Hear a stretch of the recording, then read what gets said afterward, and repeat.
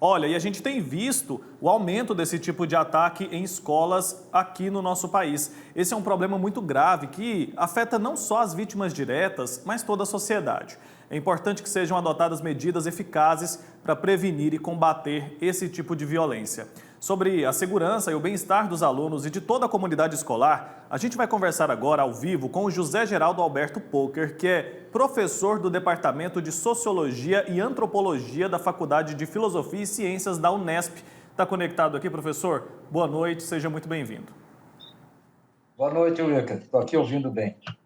Então, professor, eu queria que o senhor nos ajudasse a entender um pouco sobre o que pode gerar em uma pessoa tão jovem, esse rapaz aí, 13 anos de idade, a gente viu adolescentes fazerem isso aos 16, aos 17, o que pode motivar uma pessoa tão jovem a cometer uma atrocidade como essa? Primeiro, eu preciso dizer que há causas complexas para isso, né? E duas são essas causas.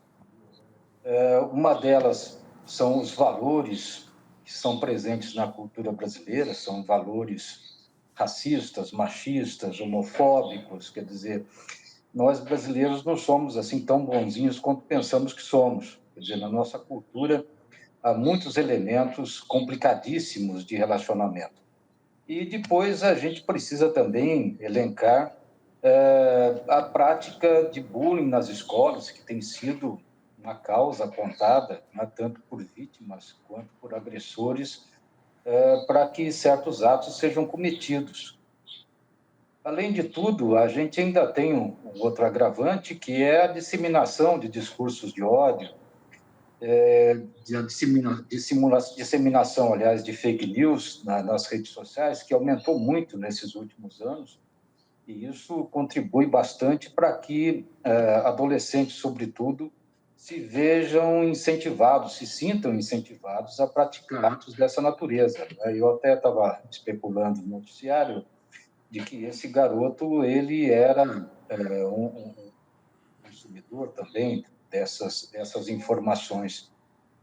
E mais ainda, se a gente for descer um pouco mais a fundo, é a falta nas escolas de situações, de meios de solução pacífica de conflitos, de maneira que eventuais práticas, né, de bullying elas possam ser resolvidas por meio do diálogo e da formação, que é para isso que as escolas servem.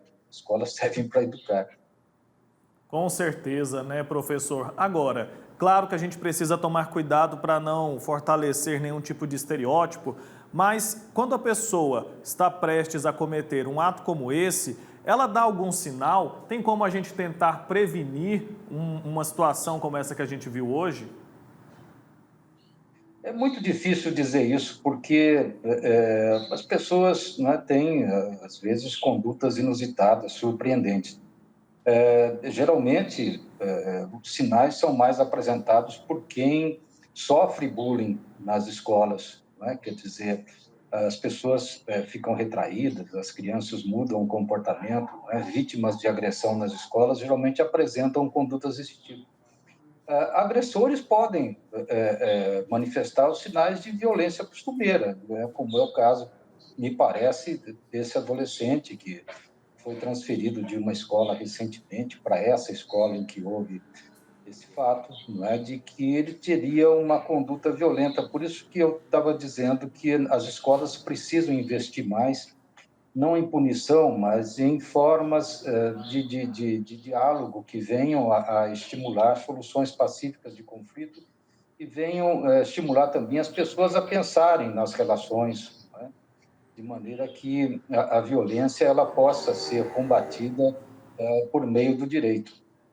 Existem muitas sugestões, especialistas já fizeram, políticos já afirmaram que implantariam um atendimento psicológico nas escolas da rede pública e privada aqui do nosso país e tudo mais. Isso entra mais ou menos nisso que o senhor está mencionando, né? Talvez fosse uma boa ideia incluir de alguma forma um atendimento psicológico para tentar justamente entender melhor um pouco esses alunos e tentar evitar que um crime como esse seja cometido, né? Sem dúvida, mas eu saliento que só um atendimento psicológico ele não basta, não é? É preciso que as escolas invistam nessas formas de solução pacífica de conflitos. Quer dizer, é preciso que as escolas estabeleçam rodas de conversa, por exemplo, né, que as relações entre as pessoas na escola sejam debatidas, em que os próprios alunos possam dizer abertamente aquelas situações a que eles são submetidos, quando é o caso de bullying, por exemplo, né? Quer dizer, que tudo isso seja discutido abertamente, que não exista nada velado, nada escondido, nada camuflado, né? Nada colocado embaixo do tapete. Quer dizer, as escolas têm que ser um ambiente seguro, tem que ser um bom ambiente para que as pessoas vão lá, os alunos se formem, os professores lecionem, não é? Quer dizer, que tudo aconteça de maneira previsível. Para isso, é preciso investir nessas formas de solução pacífica de conflitos, além do próprio atendimento, evidentemente. Tá certo, professor. Nosso tempo chegou ao fim. Quero agradecer muito a sua presença aqui com a gente. Professor José Geraldo Alberto Poker, professor do Departamento de Sociologia e Antropologia da Faculdade de Filosofia e Ciências da Unesp. Obrigado pela sua explicação. Até uma próxima oportunidade, tá bom? Obrigado, Wilker. Até lá. Até, tchau, tchau.